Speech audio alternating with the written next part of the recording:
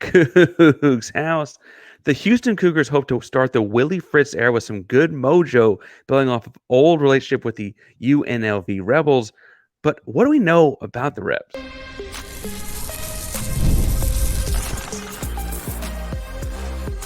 You are Locked On Coogs, your daily podcast on the Houston Cougars, part of the Locked On Podcast Network, your team every day.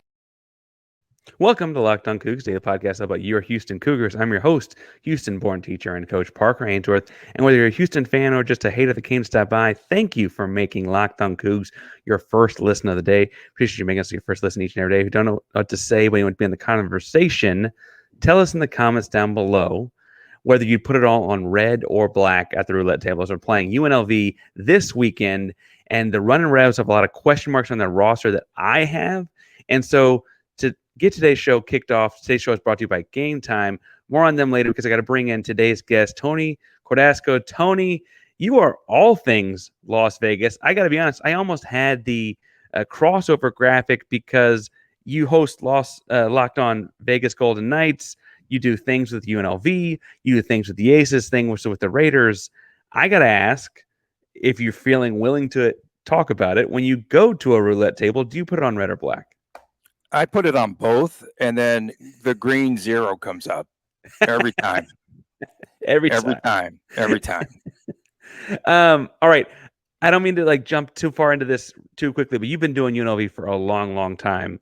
Before I ask about quarterbacks and the 2024 team and stuff like that, this Odom coaching thing has worked. And I guess I want to ask your perspective on how did they get to this point where this is no longer a pushover game to start the year for a Big 12 team? I think that's a great question. I think it here in Las Vegas begins with a lot of our the facilities now that UNLV has. So they have the Fertitta Football Complex, which is state of the art. Where now there's training table, which we didn't have before. The only training table I think was at McDonald's, prior to this regime coming in. And Tony Sanchez, the former coach here, who raised the funds to build that building. And there's an unbelievable weight room. It's when they had the Pro Bowl here, all the NFL players came here. Super Bowl. It was the home of the Chiefs, I think, there on campus. So it's tremendous. And then, of course, the building of Allegiant Stadium, which moved this program up a few notches. And now it's a respectable program. They're playing in an NFL stadium and everything's looking up. I was looking, Parker, at the amount of new players. So people are like, oh, there's a new coach at Houston, right? The people that know nothing about college football. Yeah, but it's Willie Fritz, who we know what he did, track record, especially what he did at Tulane. But then, you can start a program, as we saw Barry Odom do a season ago, from nothing, from absolutely nothing. So in the past 2 years, they brought in between spring, I guess in the fall, last year was about 50 new players. This year, the turnaround overall was 55. I saw Houston has brought in 63 new players, and you get some good caliber players. And you're back in business overnight. So there's no rebuilding in college football anymore if you have the right coach, if you have the facilities, and if you have that nil money maybe hanging around, which they really don't have a ton of here in Las Vegas. But the players want to come here. They want to play, first of all, if you're an offensive player, they want to play in the go-go offense, which is just the most dynamic offense I think I've ever seen. If you're a defensive player, Barry Odom's got a terrific track record. Mike Shearer, the defensive coordinator, is terrific. And so I just think that they've built good relationships with players over time. And they've stayed in touch with a lot of these players that went to larger schools. And now they're coming here to UNLV. And it's just been, everyone wants to say it's overnight, but I know how many overnights the coaching staff has really spent there in the Fertitta building. I mean, it's an overnight success because they spend a lot of nights overnight there. Those overnights happen without sleep, I think, is the key there. I want to talk about the go-go and frankly, I want to talk about how Ricky White plays in that because he's, I think, a clear-cut future pro. But the quarterback position, one of my least favorite words to see on a depth chart is the word "or," and the I know quarterback that position bothers has, you. yeah, it's got two of them on your quarterback spot here, and Hajj-Malik Williams, Matthew Sluka were the two guys I'd heard of. Cameron Friel, I guess, is also in the running here. You mentioned guys want to come play in Las Vegas, coming back to Vegas or what have you. These are guys, at least in the case of Williams and Sluka, that are moving into FBS football, right? That's part of the goal for them, is to get to play bigger time football. You've been at practice, I think you said almost every day. Except for I missed once. And they took a photo of like two reporters, like one podcaster and one of the beat writers for perfect attendance. And I They never didn't- got that, because most of the time I was there, perfect attendance, 2-a-days when there was no social media. So I was but of never course, afforded this opportunity ever. of course, the year that you miss a practice is the year they award. No, Yeah. but my question is going to be, between Hajj-Malik Williams and Matthew Sluka, I guess, what sticks out to you about this quarterback battle? Who's going where? Who's going to play? Yeah. Can I be honest with you? There really has not been separation between those two quarterbacks. They have really battled it out. I think the one thing that stands out in my mind lately, Hajj Williams came in, right? And he was here in the spring. So he had the benefit of playing in spring practice. Matthew Sluka arrived here for the fall practice.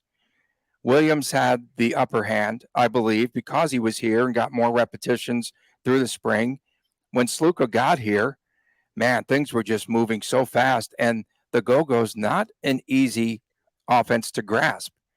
But I do believe that the game has slowed down for him the last week and a half, 2 weeks.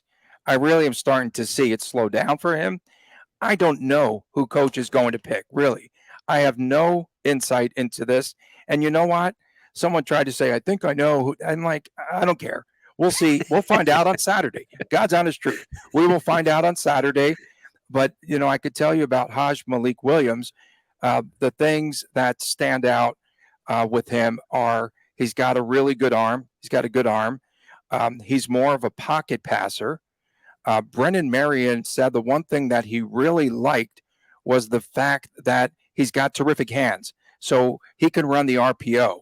And he likes the quickness with his hands, actually, and the way he can maneuver around.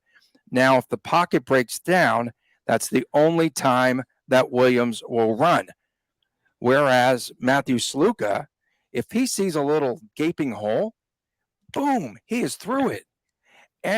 Or he can look for that hole, come back, pull the ball down, either run or then just throw it downfield. He has great skills.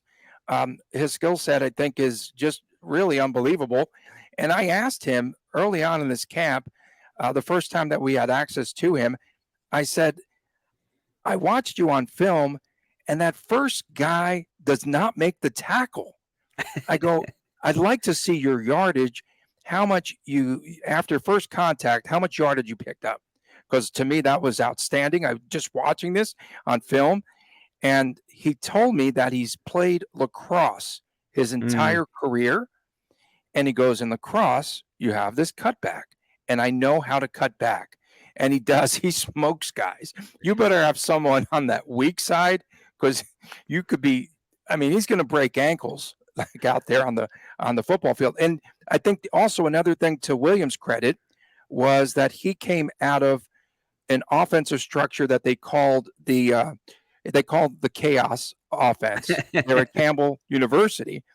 And I asked him if this prepared him for UNLV, because another non-conventional type of an offensive structure. And he said, yes, that's so crazy that you knew about that. I said, well, I finally Googled something and found out. But no, it's terrific. I think it's been a great battle, and I think that the team will benefit. And I also, just one more word on the quarterback situation here. Coach Odom, might have given away a little bit of strategy. I don't know, because he said he spoke to the quarterbacks. They know who the starter will be. They know the rotation. So what does that tell you? We might see more than one quarterback in this game on Saturday. But I don't know. I'm excited to see whoever goes out there and how they run the go-go offense, because it's fast, it's fun, and there's just so much skill. This team will average, mark this down, Parker, UNLV will average 40 points per game this season. 40 points. I don't know how you stop them. I don't. Well, I want to ask about more specifics on the go-go, because I think that is a key part of this. Before we get too far, if people are looking for tickets to the game this weekend, they got to go check out the Game Time at Game Time. Is the best place to buy tickets on the secondary market. They have all kinds of cool last-minute and flash deals if you're looking for tickets. They also have different ways you can check the view. You can look at it from that row in that section for that venue, for that type of event at college football games, NFL football games, comedy, concerts, theater, whatever you're looking for. You can get tickets for it on Game Time. Download the Game Time app today and take the guesswork out of buying tickets. Create an account and use code LOCKEDONCOLLEGE for $20 off your first purchase. Terms apply. Again, create an account and redeem code LOCKEDONCOLLEGE, LOCKEDONCOLLEGE for $20 off. Download Game Time today. Last minute tickets, lowest prices, guaranteed. The other interesting thing about this game is the line on FanDuel, America's #1 sportsbook. We'll be talking about that later. We talked about FanDuel a lot over the course of Locked On Coogs being a show, if I'm being really honest. We got a little bit of something different for you now through September 22nd. All FanDuel customers can bet $5 and get a 3-week free trial of NFL Sunday Ticket from YouTube and YouTube TV. With the YouTube TV base plan, you would watch every regular season game on any Sunday afternoon, at a market, whatever. All you need is a Google account and a current form of payment that you can cancel at any time. Just visit FanDuel.com/lockedon to download America's #1 sportsbook, FanDuel, official sportsbook partner of the MLB. All right, so joined again by Tony Cordasco, Locked On Vegas Golden Knights, but also just all things Las Vegas and UNLV. We've talked about the go-go offense. It's a lot of fun. I coached high school football as an assistant coach for a few years at one point in my career, and I have to say go-go looks like fun to coach. As someone who sees it every day, how would you describe it as someone who watches football but maybe doesn't know what the go-go is? Like Willie Fritz said the other day, there's a lot of window dressing, right? Because there's a lot of motion and movement. But the thing that's made the Rebel defense better is facing the go-go offense every day. And the defensive coordinator, Mike Shear at UNLV, was just saying the other day that they've not shown on offense the same look twice in a row. So every time that defense is out there, it's made them better because it challenges them. Basically, you just try to get a mismatch. You outnumber the defense. One of the plays I think that you should look for on Saturday was the most successful run play last season, and that was mostly through Jaden Jet Thomas, the running back. They like to run the sweep from the left side guard pulling, and that guard sweep last season produced 10 touchdowns. So look out for that. But they don't come straight at you. There's angles, there's motion, there's movement, there's trickery. It's hard to play against. And then, now you have all of these weapons offensively. And again, I'm being serious here. When every day at practice, I'm like, I don't know how teams will stop the offense. I think it's going to be in the hands of the Rebel defense, and also, which I think could be the outcome of this game could be determined by special teams. I really do. I think it could come down to a field goal late, and I think it could be determined by special teams. Well, it's interesting you talk about the system, and I would point out to Houston Cougar fans or UNLV folks that tuned into today's show, it's easy to forget, but once upon a time before Houston hired Willie Fritz, both Marion and Odom were names being thrown around as people Houston was interested in. I think that they're kind of making we were mad trying to steal our coach. Shouldn't be doing that. But it would have made this game a lot more awkward. But I also think that just kind of speaks to trying to poach our coach. Yeah, and then come back and play it the next fall. That would have been rough. That would have been too much. The go offense is a lot Yeah. of misdirection, window dressing, Right. speed, tempo, catch the defense Oh before they my realize goodness. what's happening to get a mismatch. Like I said, at the crux of you trying to find a one-on-one mismatch, the guy who's the most clear one-on-one mismatch for most of UNLV's games in a year is Ricky White. Nearly 1,500 yards last year as a receiver. I don't mean this rude. I was surprised he stayed at UNLV instead of getting a fat NIL package somewhere else. He's also, probably a pro in the near future. What does Ricky bring to the table as a guy that gets to watch him play every day? Oh my goodness. So I did an interview class with both Ricky White III and Jackson Woodard. So I prepared them for media day, and just I think the one word that I can use to describe Ricky White III, focus. I've never seen a player more focused than he is. I just was saying that the other day to another sports beat writer. Uh, I can't believe his focus. Like you'll ask him about video games. No, I'm just focused on football. No, he really knows what's ahead of him. He prepares himself well. He outworks everyone. Up until the final scrimmage, they said he had more repetitions than any other player for UNLV on the field. He plays on special teams. Think about that. And he almost blocked the punt against San Jose State last year. I want to stress he's going to get one. What Tony's pointing out. This is a senior future NFL player. All-American. That has been all everything since basically he got there. Right. And he's doing special teams. He's doing every rep at practice. He's that kind of workaholic. Oh my goodness. He's terrific. And I asked Jacob DeJesus, who's another game breaker in the slot. This guy, he's gotten faster from last season. I couldn't believe he's got another gear. I'm like, Jacob, do you have another gear? I've never seen you're running away from guys at 4.3, 4.4, 4.5 speed by 20 yards out there at practice this year. And so I asked Jacob DeJesus, again, another All-American in the return game. And then he's a game breaker that can work out of the slot, run the ball, and reverses everything. I said to him, what is your advice to opponents that feel that they could double team Ricky White this year? And he said, my advice is don't do it. Don't do it.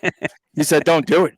Because you have to stop, White, DeJesus. You've got a tight end in Kaleo Balungai who he's 6'7", and what they're doing with him now, because he's just really developed and he's got soft hands for a big guy, they're flanking him out as a wide receiver, and he's 6'7", going against one of your cornerbacks. And I said, how many times do you think you're going to moss one of those smaller defenders this year? So he's just going to go up and get it. It's going to be jump ball city, and he's going to come down with the ball. And then you have the running game. And they've also developed the running backs this year to catch the football out of the backfield. That's the thing that I want to see if there's more improvement, and get those running backs out in space. There's some really good ones. There's a kid by the name of Kylan James, and I talked about Jet Thomas. Keep this name in mind on Saturday, Greg Burrell. He's a freshman, a true freshman from here in Vegas, and he goes, I think, about 6'1", 225. This guy is a battering ram. So you might get finessed a little bit with some of those running backs, cutting back, doing whatever, get them out in space. And then this guy just goes between the tackles and he'll just be Hammer City. So I don't know. I really personally can't figure out how to stop them. And then there's a hidden weapon. We have a hidden weapon for you there, Parker Ainsworth. A guy by the name of Christian Moore, who played at Kansas State, and he was hand in the ground fullback. Oh, and he's now an H-back. He's now an H-back who can catch the football, going as a tight end, going as a lead blocker, get set in motion, hammer guys. Watch out for this offense. That's all I can say, because I've been watching football at every level, and I don't know. I'm just like, how can you stop that? What would you do there? Oh my goodness, they're running that play. Unbelievable. No, it's fun. It's a lot of fun. And I think the two defenses are going to have to step up on Saturday. Whatever defense comes up with the bigger plays, I think, we'll be the prevailing team. You got to believe. The defenses kind of leads me into, I guess, our third segment will be some about the numbers here, the over-unders and the so on. But before we get to that, this offense has a lot of energy, as Tony's talking about. And if you need more energy throughout the day, I mean, I mentioned I'm a teacher, a coach. I obviously host this podcast every day. I need a little bit of a pick-me-up throughout the day as well. 70% of us hit a wall after lunch. Let's just be honest. 5 Energy is the shot to help you leap over that wall instead of crashing into it with zero sugar. It's a convenient portable size. Depending on the size of your screen, it might be the size of the actual one on the screen right now. It's the perfect pick-me-up for getting the job done. The 5 Energy website has tons of flavors: watermelon, tropical bursts, grape, etc. I'm really into the grape these days, actually. I'll point that out. 5 Energy is a brand for hardworking people like you, me, and Tony. People have trusted them for over 20 years. Give them the alert. It gets you feeling energized every single day. Go to 5hourenergy.com. It's the number 5hourenergy.com and get some 5-Hour Energy product today. You can use promo code LOCKEDONCFB to receive 20% off your order. The offer is only valid until September 30th. So get your order in today. It cannot be used with other promotions. Code is not good on subscription orders. Go to 5hourenergy.com today. Joined again by Tony Cordasco, all things UNLV, also is a Locked On Vegas Golden Knights podcast.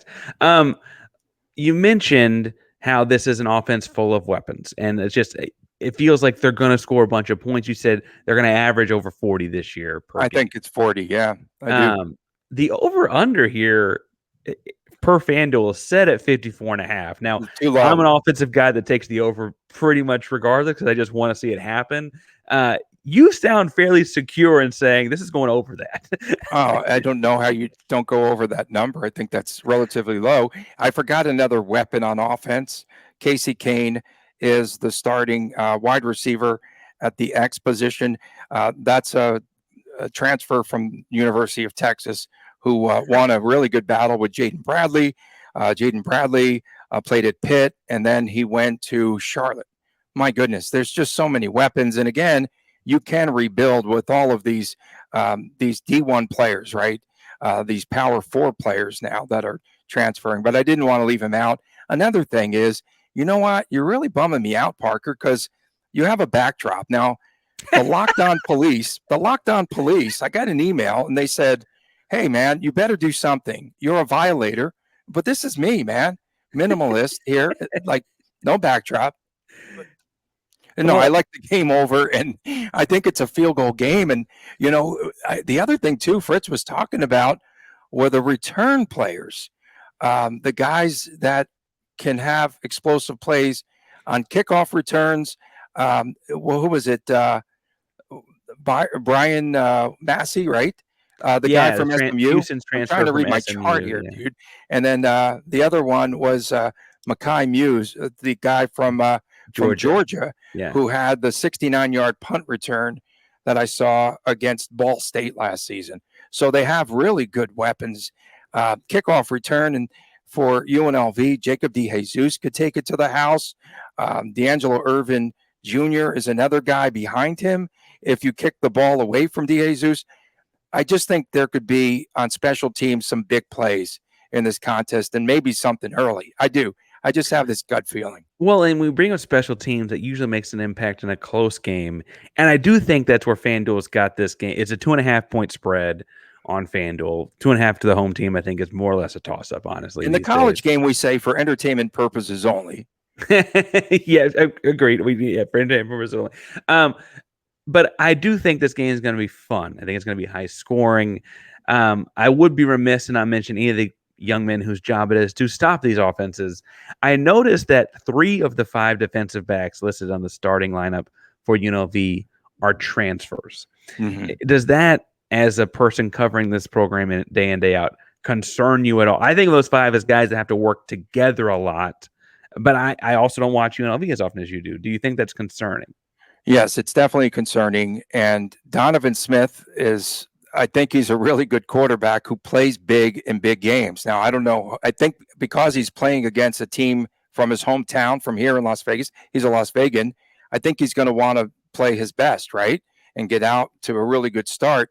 He concerns me because last season when this team fell apart in the loss in the championship game, the Mountain West Conference championship game to Boise State, and then the loss in the bowl game to Kansas.